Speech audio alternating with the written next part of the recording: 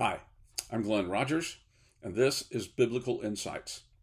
The title of our video today is Spiritual Warfare, and this is going to be the first of 3 videos that we're going to do on that topic of spiritual warfare. Well, what is spiritual warfare? Well, basically, it's just the struggle between good and evil. In one of Peter's letters, he referred to Satan as a roaring lion looking for someone to devour. Now, he wasn't being literal in any sense. Satan isn't a lion. He isn't any kind of animal.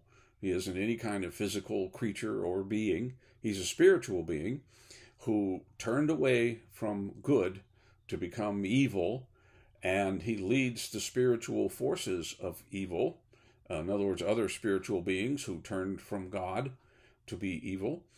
And he's trying to lead as many people as he can away from God and to get them to follow him and his ideas, to get them to do evil. And as the New Testament describes what we call spiritual warfare, or the struggle between good and evil, what it's really talking about is the fact that Christians need to be aware of what's going on in reality, even though it's a reality that we can't see with our physical eyes. We need to know what's going on, and we need to be alert, and we need to be cautious. We need to understand the danger. See, and that's why Peter said he's a roaring lion looking for someone to devour. What kind of image does that call to mind? Well, it's a scary image. It's one of danger. A big old lion that's hungry and looking about for for something to eat. That's something to be aware of, something to get away from if you can. And that's why he used that image. One of the reasons why we refer to this as spiritual warfare is because in the book of Revelation, chapter 12, verses at the beginning, first few verses, it talks about there was war in heaven. Michael and his angels, Michael being one of the archangels, fought the dragon and his angels. The dragon is Satan. And so we've kind of picked up the idea of spiritual warfare. Now, please don't get the idea that you should run to the book of Revelation and start reading in chapter 12 to find all about spiritual warfare. I don't think that's a good idea. I never encourage students to go to the book of Revelation for anything. Unless you have training in Jewish apocalyptic literature, you will not understand what it means. And so just stay away from it. There's nothing there to help you live better as a Christian. It's not helpful. So just stay away from it. Stay in the Gospels and in the book of Acts and the letters, and save Revelation for sometime later in the future. But in the book of Revelation, it does mention this war in heaven and the spiritual forces of good fighting the spiritual forces of evil. Now, one of the challenges that people have regarding spiritual warfare, and even Satan and demons and bad influences in general, bad spiritual influences, is that you can't see them. Where are they? Look around. What do you see? Nothing. Okay, because you can't see something with your physical eyes doesn't mean it's not there. Scientifically, we know there are things that actually exist in the physical universe that we cannot see with our physical eyes. We know they're there. Atoms, subatomic particles, other things. They're so small, we can't see them with our eyes. And there are certain rays of light that we cannot see. On the entire light spectrum, there are certain kinds of light that the physical eye cannot see. Okay? But we know they're out there. So just because you can't see something doesn't mean it's not real, and doesn't mean it's not there.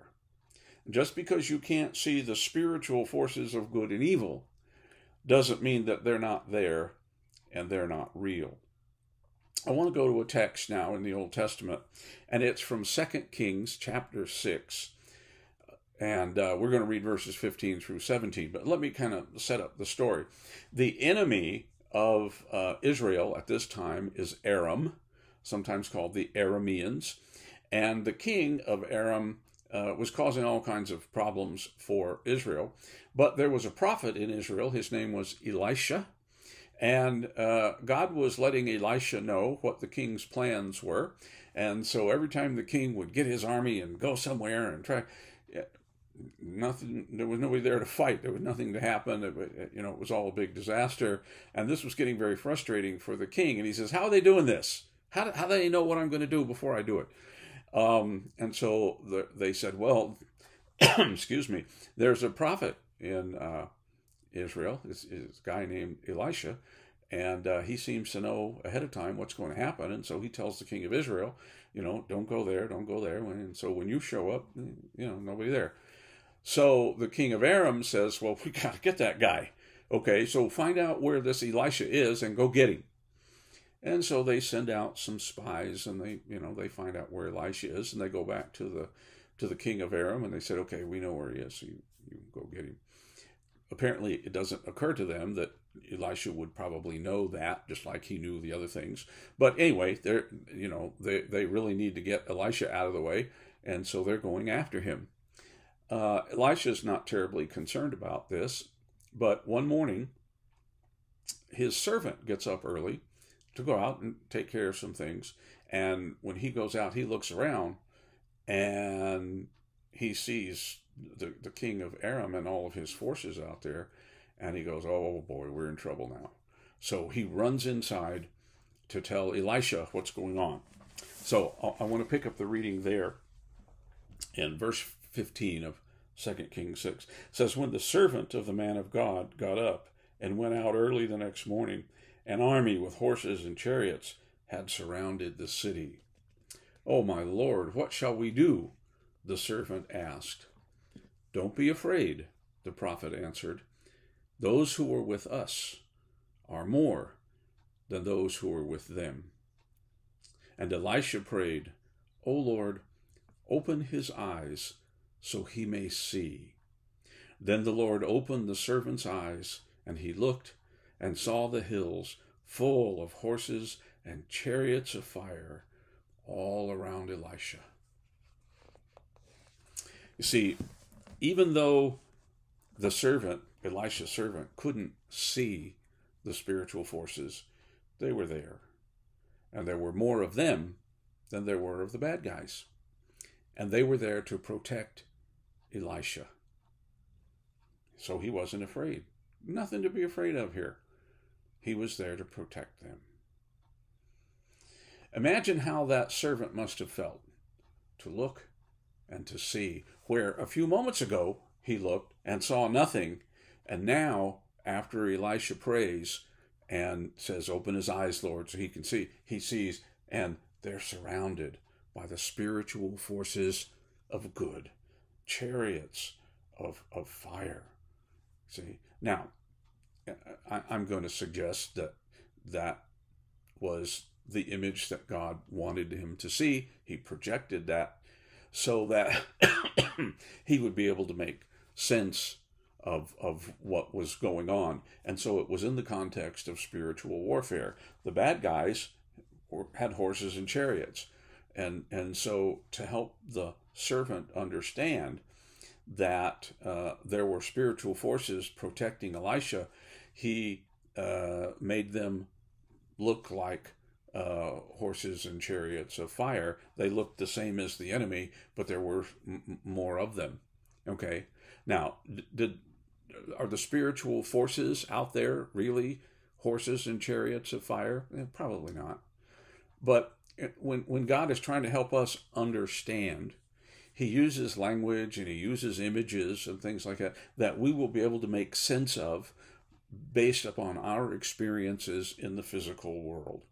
And so since the enemy had horses and chariots, the good guys who were coming to protect Elisha, their horses and chariots too, except chariots of fire. And the servant understood. Okay, so what's the point? That there are horses and chariots of fire out there all over the place? Oh, probably not. The point is that God is there to protect us and defend us in this spiritual struggle that's going on.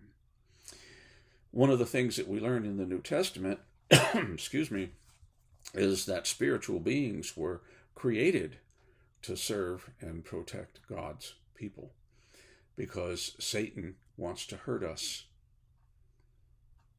You see, God knew what was going to happen long before it happened. He knew that Satan would turn away from good and turn to evil, and that he would try to hurt people. And so God set everything up so that there were spiritual beings who would protect us. And he created those spiritual beings as servants and protectors even before Satan turned away from good to become evil. You know, God knew in advance all this stuff that was going to happen, and he took care of everything. He set up a system where we would be safe, where we would be okay. Now, I want to tell you a little bit of a story, and this is a true story, okay? This is absolutely 100% true. I used to be a missionary in Africa.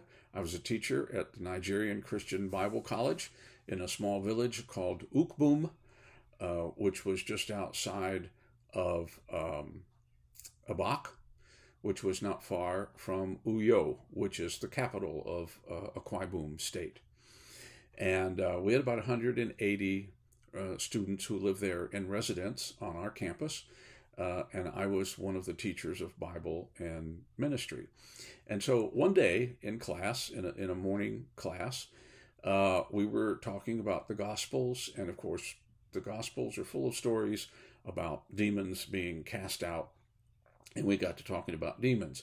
Now, people in Africa, and many of my listeners are in Africa. My two biggest audiences are Africa and India. Okay, and so people in Africa understand about demons. They know about demons. They know quite well, more so than people here in America and Western Europe. Many people here don't even believe in demons, but in Africa, people believe, and they know, and Christians know and believe because they believe the Bible. But we were talking about demons, and I was making the point that if you're a Christian, you don't need to be afraid. You should be alert, you should be aware, you should know the danger, but you don't really need to be afraid because Jesus is there to protect us. And the angels are there to protect us. And Satan cannot hurt us if we don't let him inside, if we don't let him control us. He can't hurt us, okay? And they weren't so sure about this because, you know, people in Africa are afraid of demons because they're taught that they're very dangerous and that they can hurt people and do bad things. And a lot of the bad things that happen in Africa are credited to demons. And I was saying, no, that's not true, and you don't need to worry about it. And so, excuse me, to help them understand, I said some things in class, you know, some things that were very focused on the fact that unless you give Satan or his demons power over you, they have no power over you, and they can't hurt you. They are evil, and they have already been defeated. Jesus rose from the dead. And all people who have faith are protected, and the demons cannot hurt them, and I defy them and to try and do anything. Well, these guys were just mortified. I mean, you could see it in their face. They were saying, no, Dr. Rogers, don't say that. Don't say that. He will come, you know. And I said, I'm not afraid. Nothing's going to happen. Well, this was right near the end of class, so we ended class, and I said, Satan ain't going to hurt me. He can't hurt me. And I walked out of the building. Well, it was about 150 yards from that classroom across the campus to where I lived. And those guys were absolutely convinced that while I was walking that 150 yards, something terrible was going to happen to me, that some demon was going to come and get me. And I said, no, he's not. And so I gathered up my stuff and I walked across the campus to my house. And at one point I turned around and looked back, and every guy in that class was standing there, and there was about 40 of them. They were standing there watching me because they were sure something bad was going to happen. And I just smiled to myself and kept walking. Nothing happened. Nothing happened the next day or the next week or the next month. Nothing happened. Satan can't hurt you when you're protected by Jesus. He can lie to you. He can tempt you. But he can't hurt you if you're protected by Jesus. This is one of the things we have to understand about spiritual warfare. And it's one of the things that we're going to talk about in the next two videos. But what we need to understand is that there really is a war going on. We made reference to Revelation 12 this week. Next time in the video, we're going to be looking at a text in Daniel that talks about the spiritual struggle that's going on between good and evil. And we'll talk some more about what that means for us. And then in our third video, we'll be asking the question, how do we fight Satan? How do we fight this spiritual war? What can we do to make sure that we win the war? So I hope you find these videos helpful, and I hope you'll watch the next two as well. And in the meantime, as always, read your Bible, go to church, pray, and may God bless.